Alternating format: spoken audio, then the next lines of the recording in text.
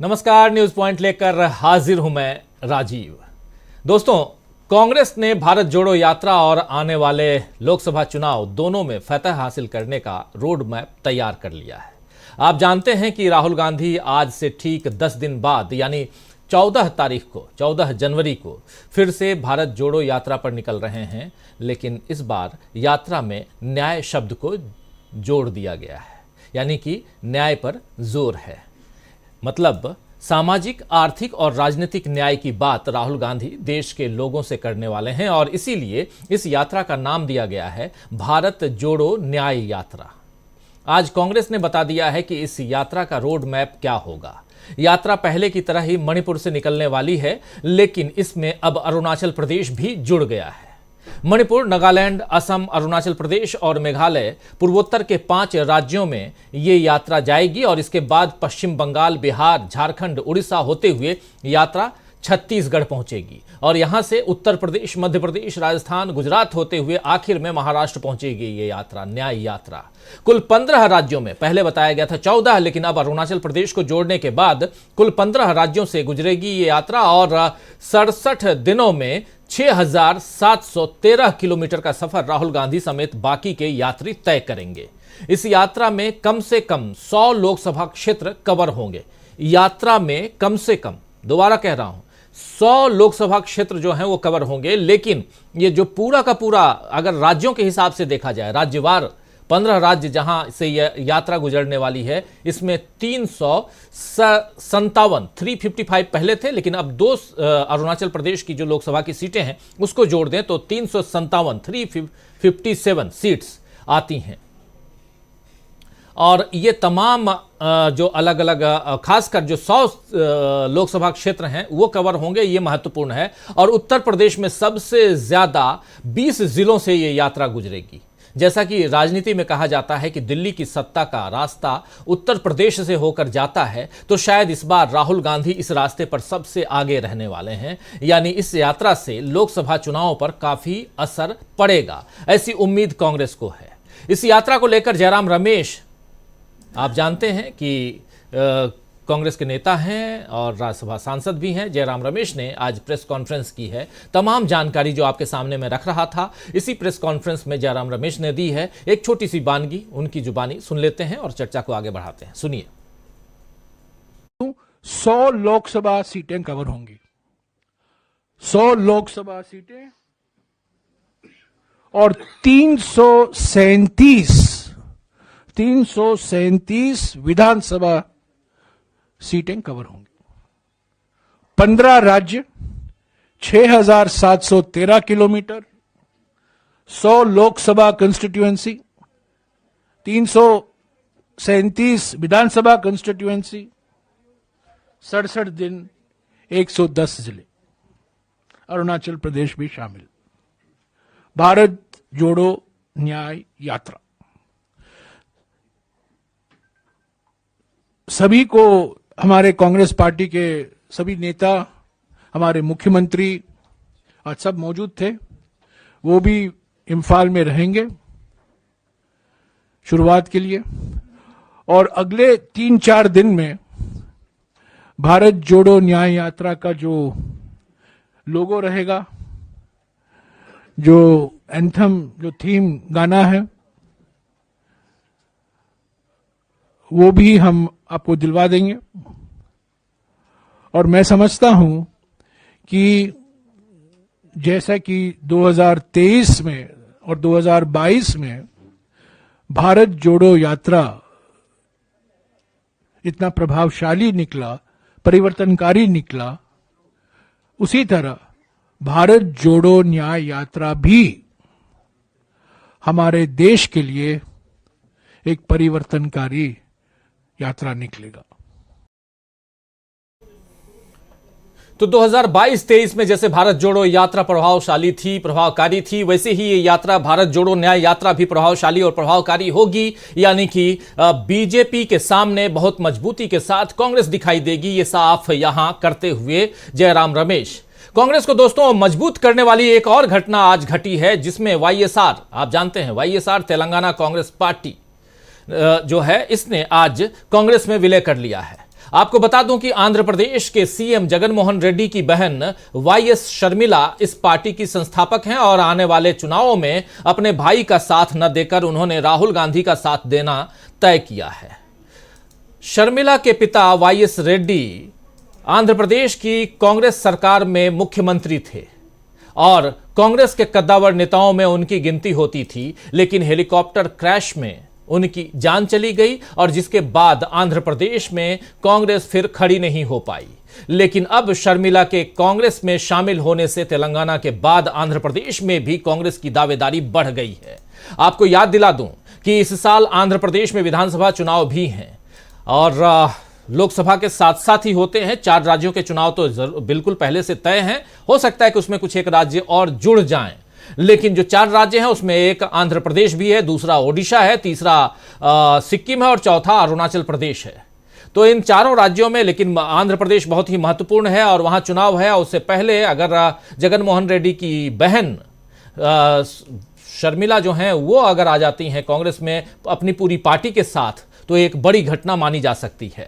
आज कांग्रेस में शामिल होकर शर्मिला ने कहा है कि राहुल गांधी को हमारे देश के प्रधानमंत्री के रूप में देखना मेरे पिता का सपना था और मुझे बहुत खुशी है कि मैं इसे पूरा करने में एक हिस्सा बनने जा रही हूं।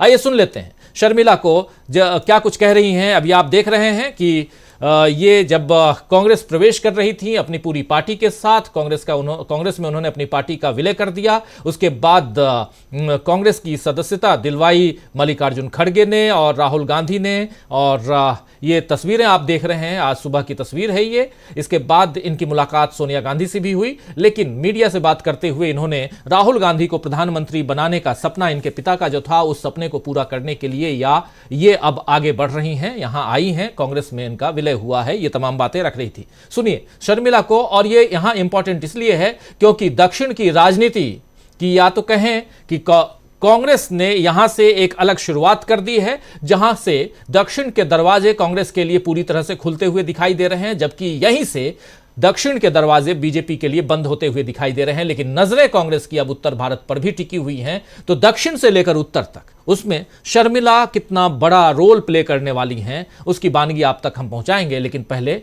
उनका ये बयान सुनिए। It was my father's dream to see Mr. Rahul Gandhi as the Prime Minister of our country, and I'm very glad that I am going to be a part in making that happen.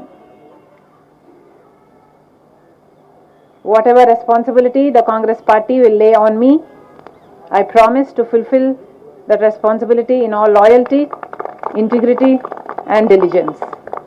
Thank you very much. Rajasekhara Reddy గారు బ్రతికున్నంత కాలం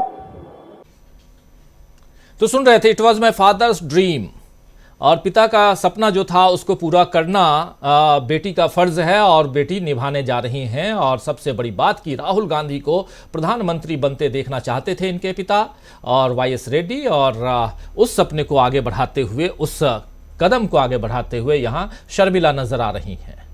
तो राहुल गांधी बहरहाल PM बनते हैं या नहीं ये तो बाद की बात है दोस्तों, लेकिन फिलहाल सियासी घटनाएं जैसे मोड़ ले रही हैं उसमें कांग्रेस के लिए जीत की संभावनाएं बढ़ रही हैं। दक्षिण भारत में तो कांग्रेस का जोर बढ़ ही रहा है, जबकि बीजेपी की हालत वहां खस्ता है और पीएम नरेंद्र मोदी तमिलनाडु, केरल और लक्षद्वीप जाकर बीजेपी को मजबूत करने की कोशिश कर रहे हैं। वैसे मोदी को राम मंदिर और उसके बाद सीएए, जानते हैं नागरिकता कानून, नागरिकता संशोधन कानून, तो राम मंदिर और उसके बाद नागरिकता संशोधन कानून के लागू होने से वोटों के ध्रुवीकरण के जरिए जीत की उम्मीद बीजेपी को है। लेकिन इंडिया के सभी दल जिस तरह सीएए के विरोध में फिर से मुखर हो रहे हैं, उससे ऐसा लग रहा है कि जिस तरह हिट एंड रन में बीजेपी को यू टर्न लेना पड़ा, वैसा ही इस मामले में भी करना पड़ सकता है।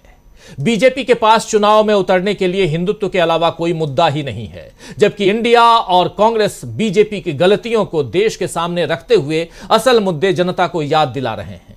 असली यात्रा में राहुल गांधी पुरजोर तरीके से यही काम करने वाले हैं। आज कांग्रेस की बैठक में कांग्रेस के अध्यक्ष मल्लिकार्जुन खड़गे ने कहा कि बीजेपी पिछले 10 साल में अपनी सरकार की विफलताओं को छिपाने के लिए भावनात्मक मुद्दों को आगे बढ़ा रही है। वे जानबूझकर हर मुद्दे में कांग्रेस को शामिल करते हैं। हमें एकजुट होकर लोगों के सामने जमीनी मुद्दों पर बीजेपी के झूठ, फरेब और गलत बातों का मुंहतोड़ जवाब देना है। ये बातें कह रहे थे मल्लिकार्जुन खड़गे, कांग्रेस के प्रेसिडेंट। उन्होंने अगले 3 महीनों तक पूरी ताकत से कांग्रेस की जीत के लिए काम करने का मंत्र भी कार्यकर्ताओं को दिया है। और इस वक्त जब हम ये कार्यक्रम कर रहे हैं तो इस वक्त एक मीटिंग और चल रही है मल्लिकार्जुन खड़गे के घर पर, और उस मीटिंग में 2 प्रमुख चेहरा मौजूद है। एक चेहरा है राहुल गांधी और दूसरे हैं अशोक गहलोत। ये तीनों मिलकर क्या मीटिंग कर रहे हैं, ये थोड़ी देर बाद सामने आएगी बात, तो हम आप तक पहुंचाएंगे। लेकिन इस वक्त ताजा तरीन जो खबर है वो आप तक हम पहुंचा रहे हैं कि ये तीनों की मीटिंग चल रही है। पहले राहुल गांधी पहुंचते हैं मल्लिकार्जुन खड़गे के घर और उसके बाद वहां अशोक गहलोत को भी बुलाया जाता है। तो आइए दोस्तों, आज न्यूज पॉइंट में चर्चा करेंगे कि किस तरह कांग्रेस ने बना लिया है जीत का रोड मैप, और समझने की कोशिश करेंगे कि क्या बीजेपी इस बार सत्ता के सफर में कांग्रेस से पीछे रह जाएगी। रोड मैप का जब जिक्र कर रहे हैं तो जरा उस रोड मैप को ले आइए जो भारत न्याय यात्रा में मणिपुर से निकलकर आगे तक जाने वाली है। इस रोड मैप को देखिए। भारत न्याय यात्रा की ये आधिकारिक तस्वीर आज कांग्रेस ने अपने हैंडल से जारी की है। मणिपुर टू मुंबई और जनवरी 14 ऑनवर्ड्स रूट मैप, और ये रूट मैप है। इसमें पहले अरुणाचल जुड़ा हुआ नहीं था, अब अरुणाचल है। और इसमें 14 जनवरी से 20 मार्च तक आप देखिए, मणिपुर 107 किलोमीटर, 4 जिले उसमें शामिल हैं। नागालैंड 257 किलोमीटर, 5 जिला। असम 833 किलोमीटर, 17 जिला। अरुणाचल प्रदेश 55 किलोमीटर, 1 जिला। मेघालय 5 किलोमीटर, 1 जिला। और पश्चिम बंगाल 523 किलोमीटर, 7 जिले इसमें हैं। और बिहार 425 किलोमीटर, 7 जिले इसमें हैं। और झारखंड में 804 किलोमीटर, 13 जिला। उड़ीसा 341 किलोमीटर, 4 जिले हैं। और छत्तीसगढ़ में 536 किलोमीटर, 7 जिला इसमें शामिल है। उत्तर प्रदेश सबसे ज्यादा 1074 किलोमीटर और 20 जिले इसमें हैं। इसके अलावा मध्य प्रदेश है 698 किलोमीटर, 9 जिला। राजस्थान 128 किलोमीटर, 2 जिला इसमें है राजस्थान में। गुजरात 445 किलोमीटर, 7 जिला। और महाराष्ट्र 480 किलोमीटर, 6 जिला। ये अलग अलग राज्यों 15 राज्यों की तस्वीर है 14 जनवरी से 20 मार्च तक। इसमें जो बातें कही गई हैं उसमें महत्वपूर्ण बात यह है कि रोज लगभग 2 जनसभाएं होंगी और 8 से 10 किलोमीटर पैदल। उसके अलावा जो सवारी होगी, जो सफर होगा वो बस से होगा। एक रथनुमा बस लेकर ये आगे बढ़ेंगे और तमाम यात्री, ये क्या कुछ होगा अगले 2-4 दिनों में तमाम बातें हम तक आप तक पहुंचेंगी। उन बातों को हम आप तक पहुंचाएंगे। तो बहुत ही महत्वपूर्ण बातें यहां इसलिए भी हैं ये सब, क्योंकि यहां से कैसे रोड मैप तैयार है। और ये जीत का रोड मैप हम इसलिए लिख रहे हैं क्योंकि दक्षिण में जो कुछ करना था कांग्रेस करके बैठ चुकी है। एक आंध्र प्रदेश, और वहां भी कांग्रेस पूरी दमखम के साथ वहां तैयारी में जुट गई है। शर्मिला को अपने पक्ष में लेने के बाद, उनकी पार्टी का अपनी पार्टी में, कांग्रेस पार्टी में विलय के बाद यहां इंडिया गठबंधन और मजबूत होता हुआ दिखाई दे रहा है। और इसके साथ साथ इंडिया गठबंधन की जो बैठकें चल रही हैं उसमें से एक बैठक कांग्रेस ने जो कमेटी बनाई थी, सीट शेयरिंग कमेटी और कोऑर्डिनेशन कमेटी, उस कमेटी की भी बैठक अभी थोड़ी देर पहले हो रही थी। उसके बाद एक बैठक इनके यहां हो रही है, मल्लिकार्जुन खड़गे के यहां, राहुल गांधी और अशोक गहलोत की। और इन तमाम मसलों को अगर सामने रखा जाए, तमाम पहलुओं पर चर्चा करें, तो साफ समझ में आता है कि कोई ना कोई जीत का रोड मैप यहां कांग्रेस पार्टी बहुत मजबूती के साथ बनाती हुई दिखाई दे रही है। और सबसे ज्यादा दमखम के साथ भारत जोड़ो न्याय यात्रा निकालने पर कांग्रेस पार्टी का जोर है। यह यात्रा 357 लोकसभा क्षेत्रों वाले राज्य से गुजरेगी और सबसे बड़ी बात कि 100 लोकसभा सीटों को कवर करते हुए, 337 विधानसभा सीटों को कवर करते हुए यात्रा आगे बढ़ेगी। इसके क्या मायने हैं, आइए इसकी चर्चा करते हैं। और कैसे कांग्रेस ने बना लिया है रोड मैप, ये जीत का रोड मैप, उसका लगभग आधा से ज्यादा आप तक रख चुका हूं। हमारे साथ कुछ वरिष्ठ साथी जुड़े हुए हैं, पहले उनसे आपका परिचय करवाता हूं और फिर आगे बढ़ते हैं। हमारे साथ इस वक्त 4 वरिष्ठ साथी जुड़े हुए हैं। हमारे साथ हैं एक अंतराल के बाद डॉक्टर प्रकाश हिंदुस्तानी जी। प्रकाश जी, आपका स्वागत करता हूं। हमारे साथ हैं प्रशांत टंडन जी।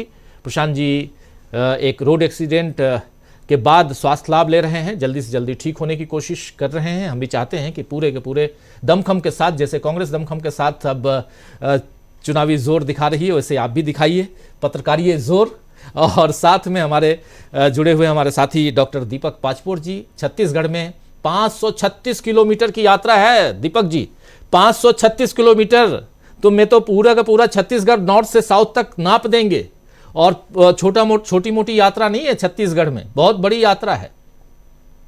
रोड मैप देख रहा था मैं, खासकर उस एरिया में, सरगुजा वाले एरिया में है ये, मतलब नीचे से ऊपर वाला पार्ट, सेंटर से ऊपर पूरा, जहां कांग्रेस हारी है इस बार बुरी तरह, उस एरिया में राहुल गांधी निकलेंगे। तो उस पर भी चर्चा करेंगे और चर्चा ये भी करेंगे कि इधर दिल्ली का क्या हाल होगा अमलेंदु उपाध्याय जी के साथ। अमलेंदु जी, आपका भी स्वागत करता हूं। आप चारों का स्वागत है, स्वागत इस्तकबाल आप तमाम दोस्त साथी शुभचिंतक आप सबका भी, जो अब तक जुड़ चुके हैं, जो जुड़ने वाले हैं इस कार्यक्रम में। सीधे आना चाहता हूं पहले डॉक्टर प्रकाश हिंदुस्तानी जी आपके पास। प्रकाश जी, तमाम बातें आपके सामने हैं, और कितनी मजबूत और कितनी कमजोर, या इस चुनाव में, लोकसभा चुनाव से पहले अगर देखा जाए, बीजेपी चूंकि सरकार में है तो बीजेपी तो दमखम के साथ है ही, लेकिन यहां कांग्रेस और इंडिया गठबंधन का जो तैयारियां हैं, जोर है, वो उसको किस रूप में देखते हैं आप? राजीव जी, जिस तरह भारत जोड़ो यात्रा का असर हमें देखने को मिला था पूरे देश में, कांग्रेस की लोकप्रियता लगातार बढ़ती रही है, दूसरी पार्टियों की लोकप्रियता कम हुई है। और अब जिस तरीके से कांग्रेस लगातार अभियान चला रही है वो बड़ी महत्वपूर्ण बात है। लेकिन मुझे लगता है कि यहाँ ये बात गौर करने लायक है कि बीजेपी लगातार कुछ न कुछ यात्राएं करती रही है। बीजेपी की यात्राओं में लोगों से जुड़ने के तरीके अलग अलग रहे हैं। कहीं बीजेपी ने बिहार में गोपालगंज तक लव कुश यात्रा निकाली है, केरल में ईसाइयों को रिझाने के लिए स्नेह यात्रा निकाल रही है, छत्तीसगढ़ में बीजेपी ने परिवर्तन यात्रा निकाली थी, जन आक्रोश यात्रा कांग्रेस ने निकाली थी, उसका असर बहुत व्यापक हुआ है, लेकिन बीजेपी उसके खिलाफ रही है। अब बीजेपी विकसित भारत संकल्प यात्रा निकाल रही है। मुझे लगता है कि बीजेपी की तमाम यात्राओं का लक्ष्य एक ही होता है, और वो लक्ष्य होता है कैसे सत्ता के पास आया जाए, कैसे मतदाताओं को रिझाया जाए।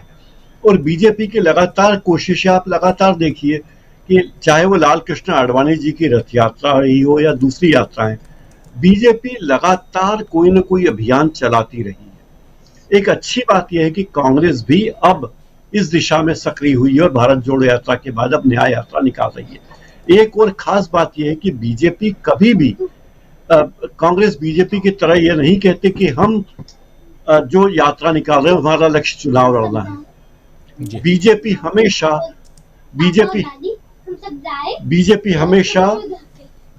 हमेशा चुनाव को लेकर सक्रिय रहती है। कांग्रेस चुनाव को अपना उद्देश्य नहीं बनाती, न न्याय यात्रा को चुनाव को उद्देश्य बनाया, न भारत जोड़ो यात्रा को बनाया। मुझे लगता है कि ये कांग्रेस की एक छोटी सी कमी है, मामूली कमी है।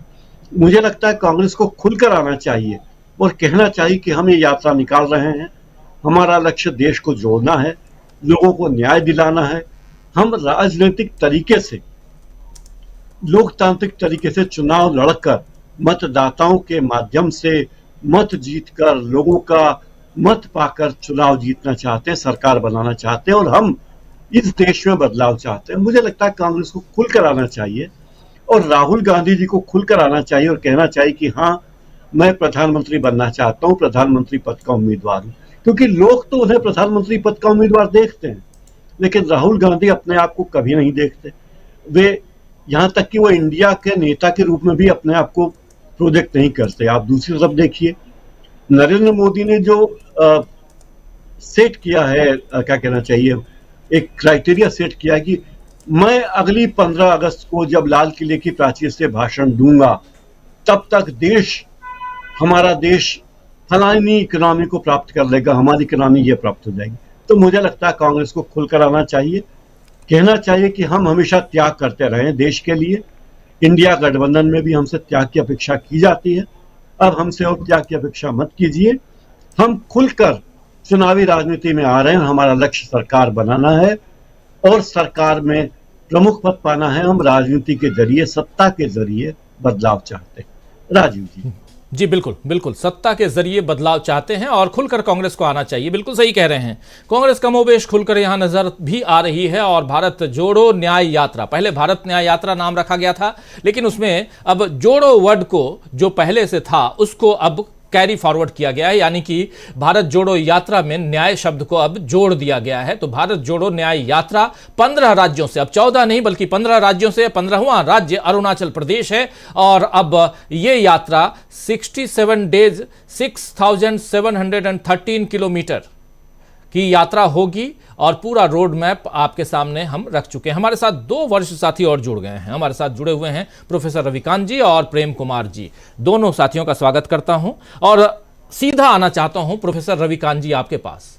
एक रोड मैप है, इस रोड मैप के जरिए कांग्रेस पार्टी जीत को और भी सुरक्षित या कहे तो दुरुस्त करना चाहती है। आने वाले समय में लोकसभा 3 महीने में होना है, उस लोकसभा में किसी न किसी ढंग से कांग्रेस पार्टी मजबूती के साथ चुनाव में उतरना चाहती है। आज की 2 प्रमुख घटनाएं हैं। एक घटना है दक्षिण से, आंध्र प्रदेश से, वाईएसआर यानी कि वाईएस रेड्डी जो थे, उनकी बेटी और जगन मोहन रेड्डी जो अभी आंध्र प्रदेश के मुख्यमंत्री हैं, उनकी बहन, वो आज कांग्रेस में शामिल ही नहीं होती हैं बल्कि वो अपनी पार्टी को भी शामिल कर लेती हैं और विलय कर लेती हैं। और इसके साथ साथ कांग्रेस एक मजबूत कड़ी के रूप में वहां उभरती हुई दिखाई देती है आंध्र प्रदेश में।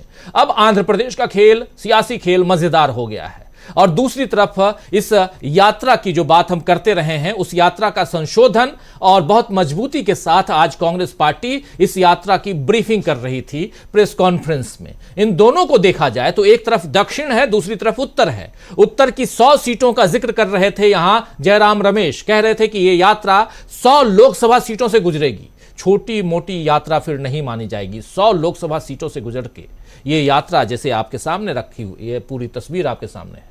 तो यहां से अब कैसे देखा जाए, दक्षिण में नगरी नगरी द्वारे द्वारे घूम रहे हैं प्रधानमंत्री नरेंद्र मोदी, डाइविंग कर रहे थे लक्षद्वीप में जाकर राहुल गांधी के अंदाज में, और वो तस्वीर भी देखे होंगे आज चल रही है। तो प्रधानमंत्री नरेंद्र मोदी तमिलनाडु जाते हैं, केरल जाते हैं, लक्षद्वीप जाते हैं, कोशिश करते हैं दरवाजा अपने लिए खोलने का।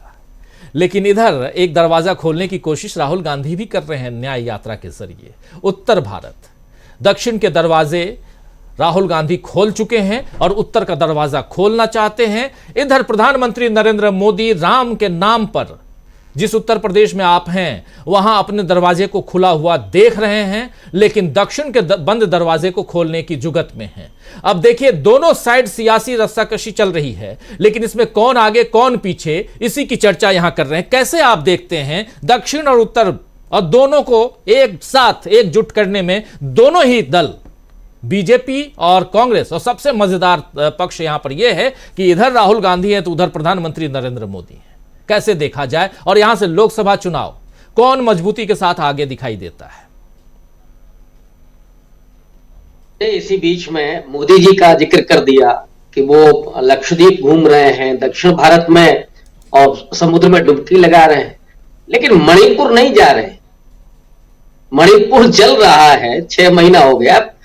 2-3 दिन पहले भी वहां 4 लोगों की हत्या हुई, लेकिन मणिपुर जाने की उनकी हिम्मत नहीं। आंध्र प्रदेश में जो आज हुआ, वाईएसआर की बेटी ने कांग्रेस को ज्वाइन किया। मैं समझता हूं कि दक्षिण भारत में कांग्रेस पार्टी ने अपने दुर्ग को और ज्यादा अभेद्य बना दिया है।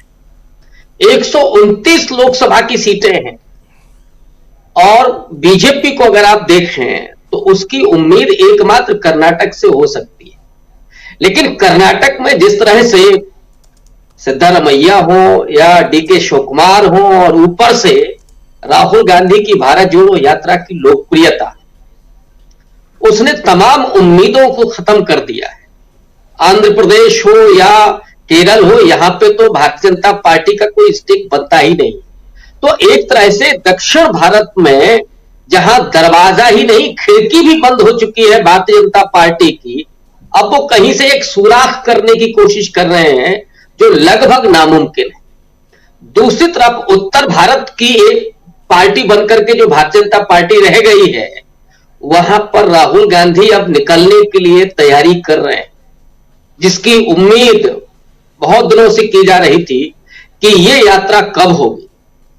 तो 14-15 राज्यों से और 100 लोकसभा सीटों से गुजरने वाले हैं राहुल गांधी, उसका क्या असर होगा, क्योंकि ये जो उत्तर भारत है वो सिर्फ भारतीय जनता पार्टी की जमीन नहीं है, ये कांशीराम की भी जमीन है, ये कर्पूरी ठाकुर की भी जमीन है, लालू यादव, नीतीश और मुलायम सिंह की भी जमीन है। और इसी उत्तर प्रदेश से, बिहार से सामाजिक न्याय की राजनीति और पूरा गांधी परिवार का जुड़ाव इस प्रदेश से रहा है।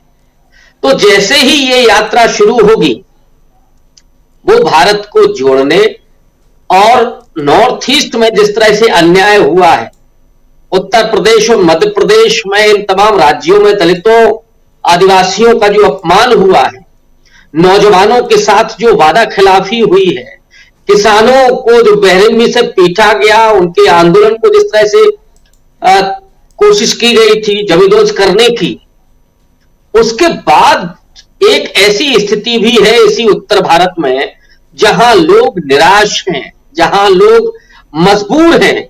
और अगर राहुल गांधी यात्रा पर निकलेंगे तो वे तमाम लोग आपको जोड़ते हुए दिखाई देंगे उन उम्मीदों के साथ। और इसीलिए ये 100 जो लोकसभा सीटें हैं, इन पर निश्चित रूप से कांग्रेस पार्टी और इंडिया अलायंस दोनों को फायदा मिलेगा, एक नैरेटिव बनेगा, जिस नैरेटिव के जरिए भारतीय जनता पार्टी खास करके अपने मंदिर की राजनीति के जरिए पूरे विपक्ष को कहीं पृष्ठभूमि में धकेलना चाहती है। इससे, इस पूरी यात्रा से मोदी का वो पूरा नैरेटिव एक तरह से काउंटर होने जा रहा है और वो बुनियादी सवाल खड़े होंगे जो इस देश में चीख रहे हैं, लेकिन मोदी और मोदी भक्तों के कान बंद हैं। वो मुझे लगता है कि वो चीखें, वो सवाल, वो बुनियादी मुद्दे इस पूरे भारत जोड़ो न्याय यात्रा के जरिए सामने आएंगी और उनसे नरेंद्र मोदी के नाम का और जो पूरी धर्म की राजनीति का जो घटाटोप हो रहा है, उसको भेदने में ये यात्रा बड़े पैमाने पर कामयाब होते हुए दिखेगी। और फिर मुझे लगता है कि इंडिया अलायंस के लिए एक बड़ी सफलता की तरफ, मैं केवल कांग्रेस की बात नहीं कर रहा हूं, इंडिया अलायंस के लिए एक बड़ा प्लेटफॉर्म ये तैयार कर सकेगी यात्रा। जी बिल्कुल, इंडिया अलायंस के लिए और इंडिया अलायंस के तमाम जो दल हैं उनको इस यात्रा के लिए निमंत्रण दिया जा चुका है और तमाम वरिष्ठ जन जो हैं वो आमंत्रित किए गए हैं, खासकर शुरुआत के दिनों में। और उसके अलावा ये बताया गया है कि जिन जिन राज्यों से ये यात्रा गुजरेगी वहाँ जो अलायंस के साथी हैं वो उनके साथ रहें और इस यात्रा में सहभागी बने। ये तमाम बातें आज प्रेस कॉन्फ्रेंस में जयराम रमेश बता रहे थे, तो ये जानकारियाँ साझा कर रहे थे। और साथ साथ अब उनका लोगो भारत जोड़ो न्याय यात्रा, भारत न्याय यात्रा नहीं बल्कि भारत जोड़ो न्याय यात्रा, और 6700 से ज़्यादा किलोमीटर, 15 राज्य, 66 दिन, ये तमाम और 100 से ज़्यादा लोकसभा के जो क्षेत्र हैं वो, ये जो चीज़ें हैं ये सब कहीं ना कहीं उत्तर के दरवाजे की जो हम बात कर रहे हैं वो खोलती हुई ये यात्रा नज़र आती है। और इससे कितनी उम्मीद कांग्रेस पार्टी को होगी, कितनी उम्मीद कांग्रेस के सहयोगी दलों को है, क्योंकि ये यात्रा पश्चिम बंगाल में भी है, ये यात्रा झारखंड में भी है, उत्तर प्रदेश में भी है, बिहार में भी है। बिहार का सीमांचल जो है, जहां पर जीतते जीतते हार गई थी आरजेडी और कांग्रेस का जो गठबंधन था 2020 के विधानसभा चुनाव में, और यहीं पर खेल कर दिए थे असदुद्दीन ओवैसी, उनकी पार्टी AIMIM, आपको याद होगा। लेकिन वहां पर इस बार बहुत ही मजबूती के साथ इस यात्रा को लेकर आगे बढ़ते हुए देखेंगे हम लोग न्याय यात्रा को। आना चाहता हूं प्रशांत टंडन जी आपके पास। प्रशांत जी, इस यात्रा से कितनी उम्मीदें हैं, इसमें तो कोई दो राय नहीं है, इस पर अगर हम चर्चा करें। लेकिन चर्चा ये कि जब उत्तर भारत पर बीजेपी बहुत मजबूती के साथ अपनी दावेदारी पेश करती है, और 2014 का चुनाव हो या 2019 का चुनाव हो, उत्तर भारत ने पहले ही, दक्षिण की तरफ आप देखिए ना देखिए, लेकिन 272 सीटें तो उत्तर भारत देकर के बैठा देता है। ऐसे में ये यात्रा अब कितना ज्यादा मुश्किलें खड़ी करने वाली होगी बीजेपी के लिए?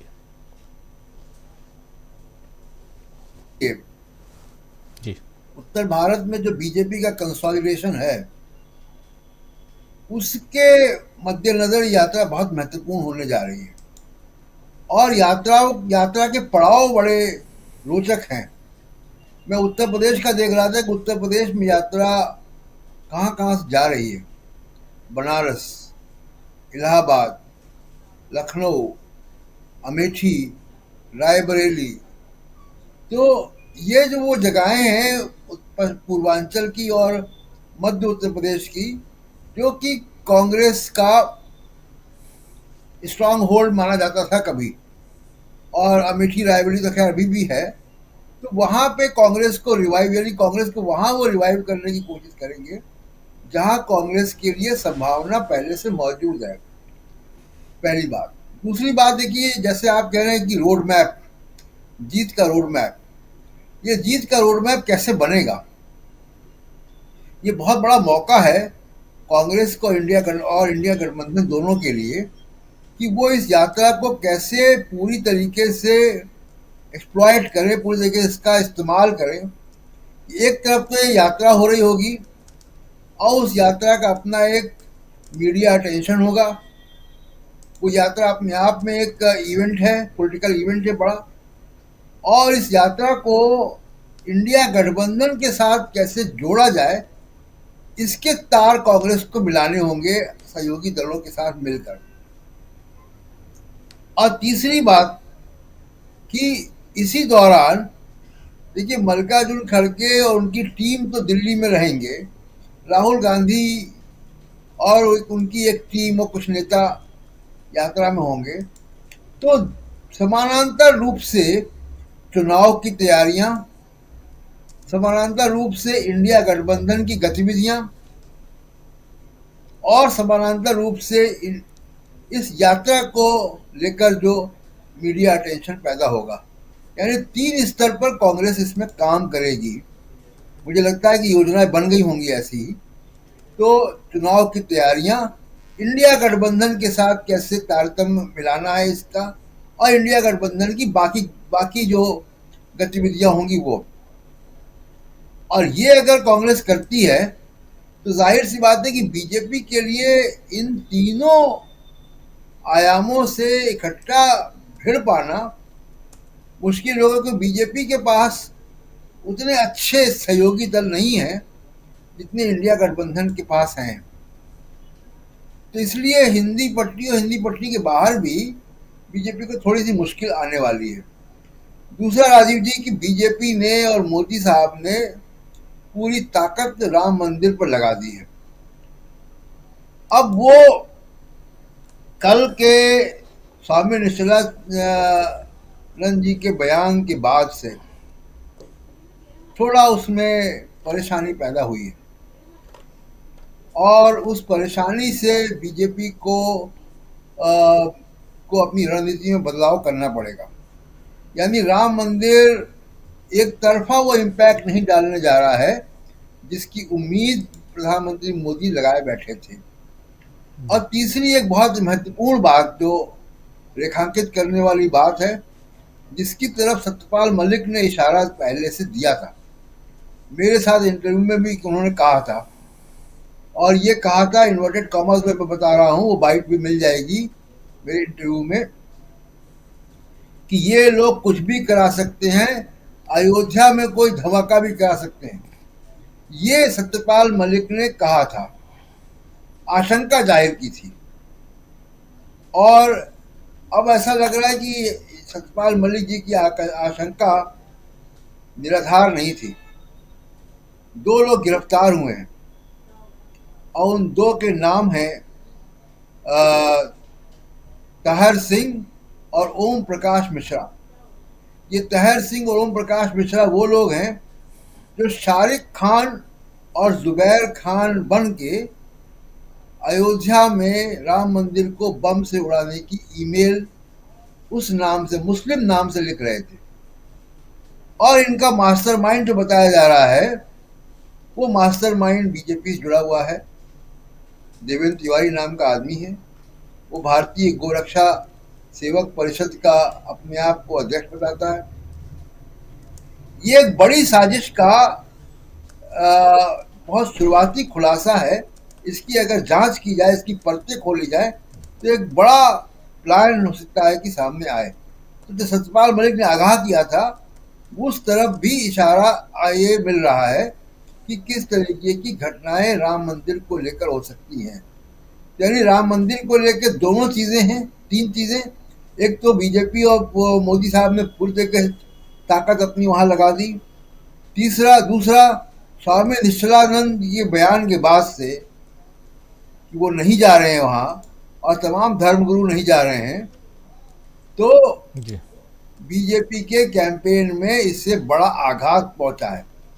उसकी क्रेडिबिलिटी को नुकसान हुआ है कि सबसे बड़े धार्मिक आयोजन जिसको आप क्लेम कर रहे हैं, उसमें सबसे बड़े धार्मिक नेता शंकराचार्य वही नहीं जा रहे हैं, और वो बता रहे हैं कि वो क्यों नहीं जा रहे हैं। कल आपने सुनाया था इनकी बातचीत। जी और तीसरा की जो साजिश सामने आई है, जिसमें कि बीजेपी से जुड़े हुए लोग मुस्लिम नामों से ईमेल कर रहे हैं बम से उड़ाने की साजिश का, ये एक बड़ा घृणित षड्यंत्र दिखाई देता है, जिसके वो शुरुआती तार जो है वो दिखाई दे रहे हैं। राजीव जी, जी बिल्कुल बिल्कुल। मुस्लिम नाम से ईमेल करना, बम से उड़ाने की, राम मंदिर को उड़ाने की धमकी देना, और उसके बाद जब पकड़े जाते हैं तो दोनों हिंदू लड़के गौ सेवक बताए जाते हैं, और कहीं न कहीं इनके तार बीजेपी से या उस पार्टी के इर्द गिर्द दिखाई देते हैं। तो बहुत सारी ऐसी चीज़ें हैं, ऐसे घटनाक्रम हैं जहां अभी आप याद कीजिए कि BHU जो बनारस हिंदू यूनिवर्सिटी है, उसमें एक लड़की के साथ दुष्कर्म के मामले में भी 3 लड़के जो गिरफ्तार किए गए हैं, उसके तार भी बीजेपी से जुड़े हुए हैं। इधर ये जो गौरक्षक हैं, इनके तार की बात हो रही है, और ये एक अलग तरह की साजिश रचने की बात थी, जिसमें कहीं ना कहीं एक पक्ष को, एक समुदाय को, अल्पसंख्यक वर्ग को बदनाम करने की साजिश, और उसके साथ साथ देश में एक माहौल ऐसा क्रिएट करने की कोशिश जिसमें ध्रुवीकरण ज़्यादा तेजी से हो। क्या इसी ध्रुवीकरण के आधार पर हिंदुत्व की लड़ाई लड़ते हुए बीजेपी चाहती है 2024 का चुनाव जीतना? एक बड़ा सवाल है, लेकिन ये उतना भी मुश्किल नहीं है, क्योंकि 2014 और 2019 में हमने देख लिया, लड़ाई उसी के इर्द गिर्द रही है, और अभी भी कोशिश वही रहती आई है। ये आगे मतदाताओं के ऊपर होता है, और जब मतदाताओं की बात हम करें तो बात फिर इलेक्ट्रॉनिक वोटिंग मशीन पे आके रुक जाती है, जिसके लिए एक बड़ा आंदोलन खड़ा हो रहा है। कल दिल्ली में कुछ सिविल सोसाइटी के लोग, कुछ एडवोकेट्स जो वरिष्ठ वकील हैं, वो सब घेराव करने वाले हैं इलेक्शन कमिश्नर का, और जो मुख्य चुनाव आयुक्त हैं, चीफ इलेक्शन कमिश्नर, उनका घेराव करने जाएंगे शाम को 4 बजे। और परसों 12 बजे दिन में जंतर मंतर पर आम लोगों को आह्वान किया गया है कि वो आएं और इस यात्रा को आगे बढ़ाएं, यानी कि ईवीएम के विरोध की यात्रा को आगे बढ़ाएं। तो ये अब घटना जो है, ईवीएम की बात भी आगे बढ़ रही है। तो बहुत सारी चीजें चल रही हैं, टिटबिट्स में ही सही, लेकिन चल रही हैं, जो किसी भी दिन तेज होती हुई दिखाई देंगी। प्रेम कुमार जी, दक्षिण उत्तर ईवीएम सब कुछ है कि ड्राइवरों का आंदोलन, किसानों का आंदोलन सामने है। 13 फरवरी को किसानों ने अल्टीमेटम दे दिया, आज उन्होंने भी अपना रोड मैप सामने रख दिया है। तो बहुत कुछ है, और इन सब के बीच 2024 का लोकसभा चुनाव कैसे देखते हैं? जी शुक्रिया राजीव जी। देखिए, जनता चुनाव लड़ती है। हम अक्सर बोलते हैं बातचीत में कि मोदी को कौन टक्कर देगा, तो मोदी को टक्कर फला देंगे, कोई चेहरा नहीं है, चेहरा है, तमाम तरह की बातें बोलते हैं। लेकिन मोदी को टक्कर कोई नेता, कोई चेहरा नहीं देता है, या मोदी स्वयं कोई ऐसे व्यक्ति नहीं है जो अचानक से ताकतवर हो गए हैं। मोदी की ताकत संसदीय लोकतंत्र में प्रजातंत्र तांत्रिक तरीके से उनको मिला हुआ मत है, वही उनकी ताकत है। और उनको उनकी ताकत कम करने के लिए भी संसदीय प्रणाली के तहत लोकतांत्रिक तरीका ही है, और इसके लिए जनता ही उनको जवाब देगी। इसीलिए बहुत सारे लोग आशा और निराशा के बीच झूठते हैं कि विपक्ष यहाँ कमजोर है, वहाँ कमजोर है। वे आप उदाहरण रखिए, तेलंगाना में कांग्रेस कहाँ थी? तेलंगाना में कांग्रेस की गिनती नहीं थी, तीसरे नंबर की पार्टी थी। लेकिन जनता ने उनको इतना सशक्त बनाया कि बीआरएस जैसी क्षेत्रीय मजबूत क्षेत्रीय पार्टी, जिसके बारे में कांग्रेस के लोग भी यकीन नहीं करते थे कि उनको हटाया जा सकता है, लेकिन जनता ने हटा दिया ना। कांग्रेस के नेता, कांग्रेस तो माध्यम बनी, जनता ने हटा दिया। तो उसी तरीके से देश भर में जो जन विरोधी कार्य के खिलाफ आक्रोश है, अब आपने जिक्र किया उस आंदोलन का, जो तस्वीरें दिखा रहे हैं ड्राइवर आंदोलन की, तो ये जनता सड़क पर उतरी ना। कानून तो पास हो गया, विपक्ष तो कुछ नहीं कर पाया सदन में, चाहे जिस भी किसी भी परिस्थिति में प्रतिरोध भी दर्ज नहीं हुआ, चूंकि 150 से ज्यादा विपक्ष के सांसदों को संसद से बाहर का रास्ता दिखा दिया गया था। तो क्या विरोध नहीं होगा संसद में? अगर आप विरोध नहीं करने देंगे विपक्ष को, तो देखिए सड़क पर विरोध होगा, और सड़क पर विरोध इतना प्रभावशाली हुआ कि वो कानून बदलेंगे इसकी घोषणा तो नहीं कर पा रहे हैं, लेकिन भाव वही है कि कानून बदलना ही पड़ेगा। तो इसको कहते हैं जनता की ताकत। तो इसी तरीके से ईवीएम को लेकर के राजनीतिक पार्टियां बोलने में परहेज करती हैं, दिक्कत होती है। उसके व्यवहारिक कारण भी है। एक तो सीधे कह दिया जाता है कि तेलंगाना में कांग्रेस जीत गई तो ईवीएम का क्या हुआ, भाई आम आदमी पार्टी जीत जाती दिल्ली में तो ईवीएम का क्या होता है, वगैरह वगैरह दूसरे तरीके से। तो इसका जवाब देना थोड़ा मुश्किल होता है। तो लेकिन इसका मतलब क्या है? क्या ईवीएम से धांधली नहीं हो रही है? ईवीएम में जो डाउट्स क्रिएट हुए हैं कि ईवीएम को हैक किया जा सकता है, वो जो हम दिखा रहे हैं, नागरिक समुदाय दिखा रहा है, क्या वो गलत हो गया? वो जब ईवीएम डाउटफुल है, यह साबित हो चुका है। अब इसको चुनाव आयोग को मानना है और सुप्रीम कोर्ट को मानना है कि हाँ है, और सरकार को मानना है कि हाँ ये डाउटफुल है। कब मानते हैं, कैसे मानते हैं, ये वक्त की बात है। और इसको अगर किसी राजनीतिक शक्ति के प्रभाव में चुनाव आयोग नहीं मान रहा है, तो चुनाव आयोग को मनवाने के लिए नागरिक समाज उतर रहा है।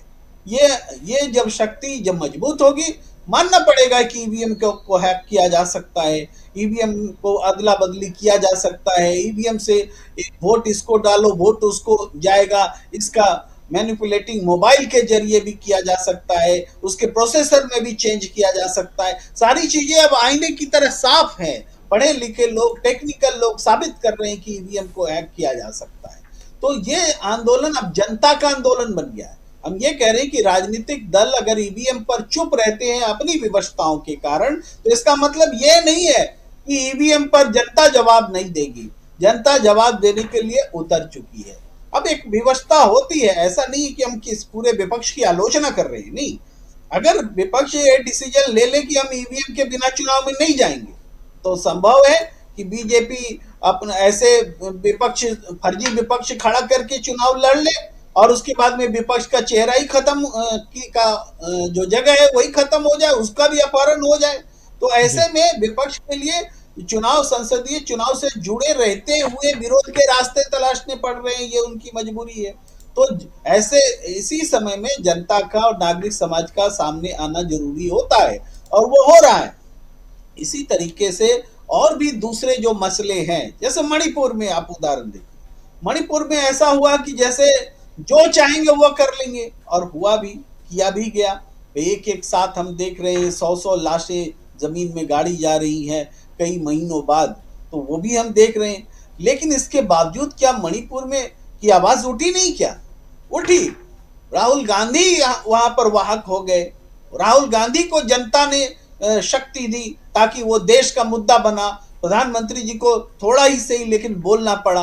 तो कभी राहुल गांधी माध्यम बन जाते हैं, कभी ट्रक ड्राइवर्स माध्यम बन जाते हैं। असंतोष का प्रकटीकरण तो होता ही है। तो ये सामंजस्य जो है, विपक्ष इसी का नाम होता है।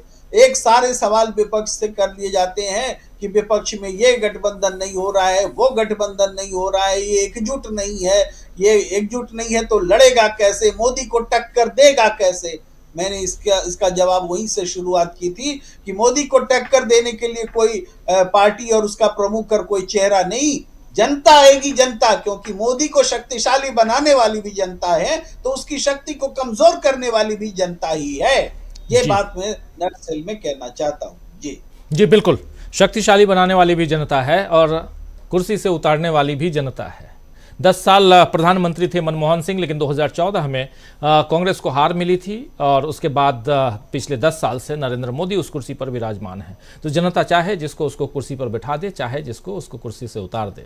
लेकिन अब जनता को भी भरोसा नहीं है कि वो चाहे उतारना तो उतार सकती है कि नहीं, क्योंकि सामने एक पहाड़ के जैसी एक वस्तु है और उसका नाम है ईवीएम, इलेक्ट्रॉनिक वोटिंग मशीन, जिसकी चर्चा खूब हो रही है और इसको लेकर आंदोलन अब धीरे धीरे मजबूत होता हुआ दिखाई दे रहा है।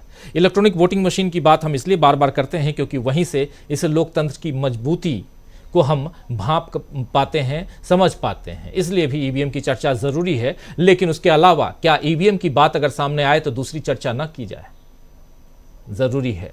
जो तैयारियां हैं उसकी ज़रूरत है। आप लोगों के बीच पहुंचेंगे तभी तो लोग आपको अपना नेता मानेंगे और आपको वोट देंगे। इसीलिए लोगों के बीच पहुंचने की कोशिश में भारत न्याय यात्रा, भारत जोड़ो न्याय यात्रा अब मणिपुर से मुंबई तक, जिसमें अब 15 राज्य हैं, 14 नहीं बल्कि 15 राज्य। उधर शर्मिला जो हैं वो वाईएसआर की बेटी, वो कांग्रेस ज्वाइन कर लेती हैं। ये एक छोटी मोटी घटना नहीं, बहुत बड़ी घटना है। और उस घटना को देखा जाए और फिर उत्तर भारत आया जाए तो कितनी मजबूती के साथ एक चुनौती पेश करती हुई, चैलेंज देती हुई कांग्रेस दिखाई देती है। डॉक्टर दीपक पाचपोर जी, ये जो दोनों घटनाएं हैं, ये दोनों बता रही हैं कि कांग्रेस का महत्व, उसकी ताकत और उसकी ऊर्जा किस तरीके से बढ़ रही है।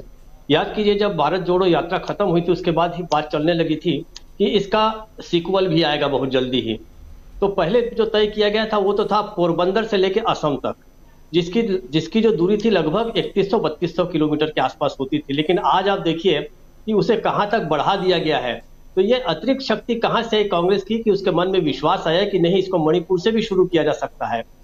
और 3-4 दिन पहले ही जयराम रमेश ने कहा था कि इसका जल्दी ही रूट प्लान तय होगा। 4 जनवरी को जो बैठक होगी, सभी कांग्रेस के पीसीसी चीफ जितने हैं उनके बाद इसको फाइनल किया जाएगा। मतलब जिन राज्यों से गुजरने वाली है उसमें एक राज्य को और जोड़ दिया गया।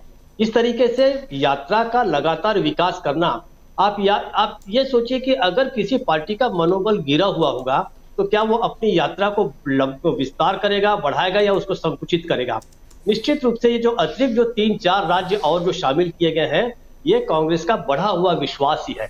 तो मुझे ऐसा लगता है कि अब जिन राज्यों से गुजरेगी, दूसरा एक और देखिए कि वो लगभग 67 दिन चलेगी। और जैसा कि बताया गया कि हर रोज जो है 2 आम सभाएं भी राहुल गांधी लेंगे, जो पिछले भारत जोड़ो यात्रा से अगर तुलना करें तो उस समय एक तो निश्चित नहीं हुआ करता था कि राहुल गांधी कहाँ रुक जाएंगे, कहाँ बात कर लेंगे, कहाँ किससे कर लेंगे। एक तरह से बेतरतीब किस्म का था।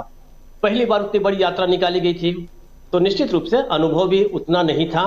लेकिन एक बार जो भारत जोड़ो यात्रा निकाल ली गई पिछले साल, जो इस साल की शुरुआत में, पिछले साल तो 30 जनवरी को खत्म हुई श्रीनगर जाकर, उसके बाद कांग्रेस के पास, उसके संगठन के पास, उसके बाद उसके जो कार्यकर्ता नेता, इनके पास एक इस बड़ी यात्राओं के आयोजन का उनको एक तरह से अनुभव भी हो गया है। तो इसलिए उन्होंने उसको बड़ा किया यात्रा को। और इस तरीके से अब जो बढ़ेगी, अब 67 दिनों में हर रोज अगर 2 आम सभाओं को लेते हैं तो हो जाता है लगभग 134 आम सभाएं जो है राहुल गांधी संबोधित करेंगे। अब सोचिए कि पूरे का पूरा चुनाव निकल जाता है, कोई बड़े से बड़ा नेता है इतनी आम सभाएं आयोजित नहीं कर सकता, संबोधित नहीं कर सकता। कोई 15, 20, 25, 50 में जाके ठहर जाता है। लेकिन ये जो 1.5-2 महीने जो निकलेंगे यात्रा के, इस यात्रा के दौरान आप कल्पना ही कर सकते हैं कि कितने बड़े ऑडियंस को संबोधित करेंगे राहुल गांधी। उसमें ये भी नहीं है कि आप किसी जगह पे जाते हैं, प्रायोजित तरीके से लोग वहां पे इकट्ठे होंगे, उसके बाद आप आम सभा करेंगे या रोड शो करेंगे, वैसा नहीं है। ये तो चलते फिरते हर लोग उत्सुकता से लोग देखने आएंगे उनको। राहुल गांधी जब संबोधित करेंगे तो जो विमर्श जिसकी शुरुआत पिछले भारत जोड़ो यात्रा से शुरू की थी, वो और भी सघन होएगा और भी मुखर होएगा। और अब जो बातें हैं, इसलिए लोग और ध्यान से सुनेंगे कि पहली यात्रा का एक अनुभवी यात्री बोल रहा है और दूसरा 2-2.5-3 महीने के बाद जो है चुनाव आने वाला है। तो मतदाता को निर्णय लेने में जो है ये एक तरह से बहुत बड़ा अवसर मिलेगा जो राहुल गांधी भी देंगे कि सोचिए ये चीजें हैं, ये हम आपके सामने रख रहे हैं। इस बीच जो है जातिगत जनगणना भी सामने आ गई है। तो ऐसे बहुत सारे मुद्दे और नए जुड़े हैं। अदानी के बारे में जो कुछ कहा गया वो सब कुछ सामने आ रहा है।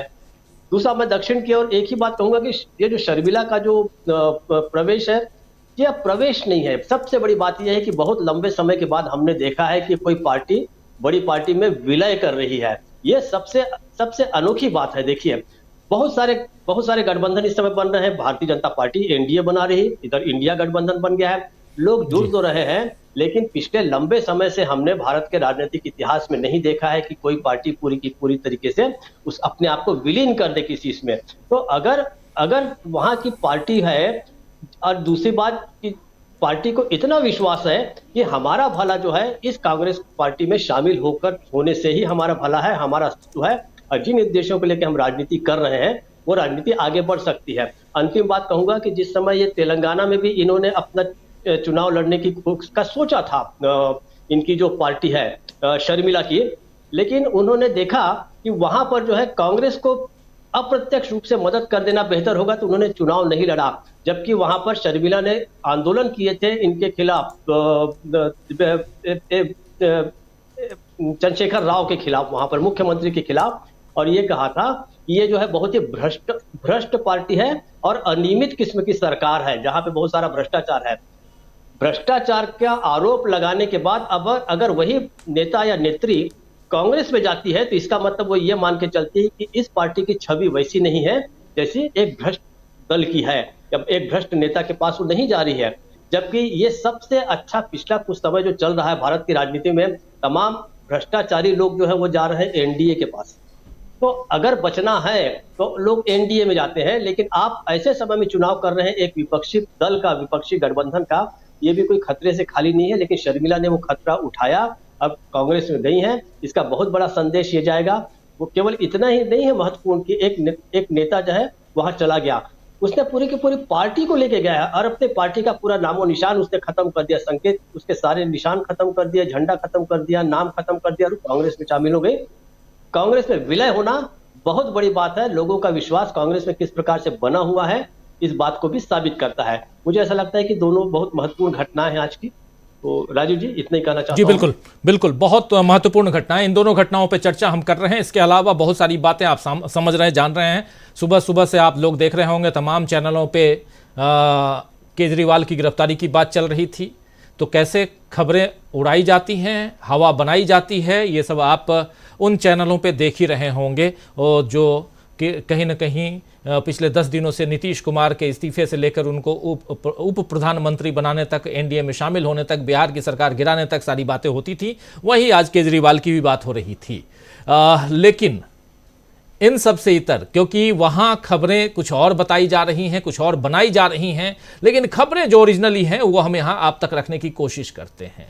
और खबरों में ओरिजिनलिटी यही है कि आज दो महत्वपूर्ण घटना, और इन घटनाओं के इर्द गिर्द देश की सियासत आने वाले समय में बहुत ज़्यादा प्रभावित दिखाई देंगी, आपको घूमती हुई दिखाई देगी। दक्षिण भारत, उत्तर भारत, और दक्षिण और उत्तर को जिसने साध लिया वो देश पर राज करेगा। क्या कांग्रेस पार्टी दक्षिण को साध कर अब उत्तर की तरफ बढ़ रही है? क्या कांग्रेस पार्टी को दक्षिण के जो उनके सहयोगी दल हैं उनका साथ मिलने के बाद अब उत्तर में भी उनके सहयोगी दलों का यानी इंडिया गठबंधन और मजबूती के साथ आगे बढ़ेगा?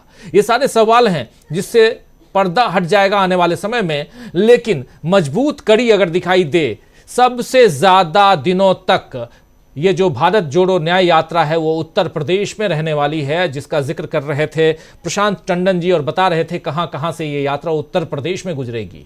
उधर छत्तीसगढ़ जैसे छोटे राज्य में भी अगर 500 किलोमीटर से ज्यादा की यात्रा है तो आप समझ लीजिए कि इन राज्यों पर कितनी निगाहें टिकी हुई हैं। इसी बीच आज चंदे को लेकर, यानी जो डोनेशन कैंपेन चल रहा है कांग्रेस पार्टी का, उसको लेकर राहुल गांधी ने पूछा अपने खजांची से। खजांची आप जानते हैं कौन है आज की तारीख में? तो उन्होंने पूछा कि भाई अजय माकन है, उनसे पूछा कि कमलनाथ जी से चंदा लिया कि नहीं? तो सब मुस्कुराने लगे, हंस दिए।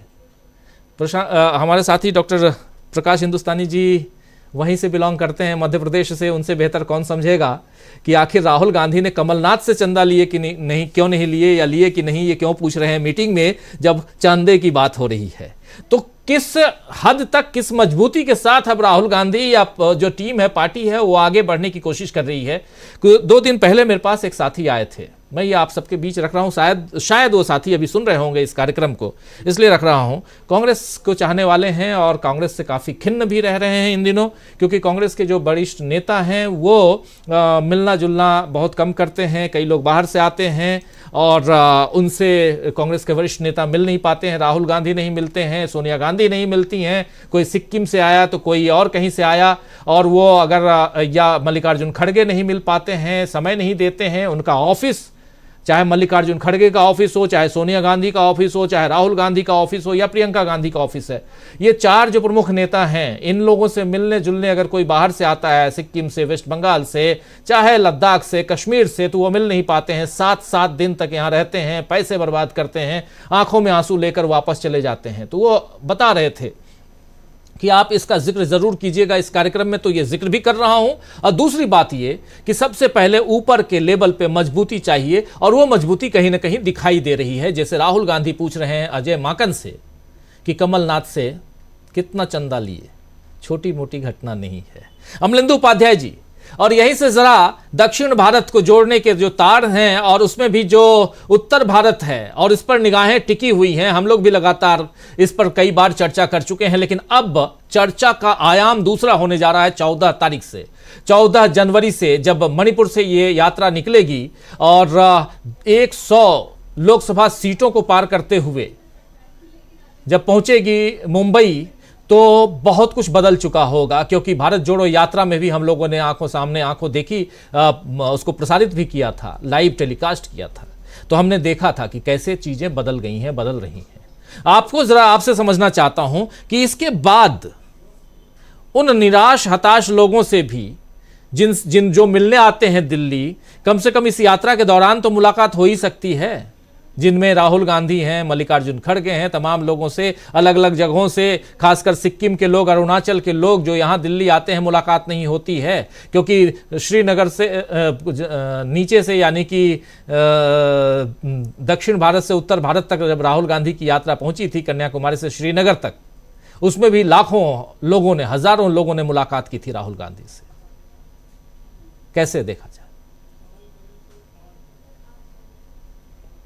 आवाज नहीं आ रही।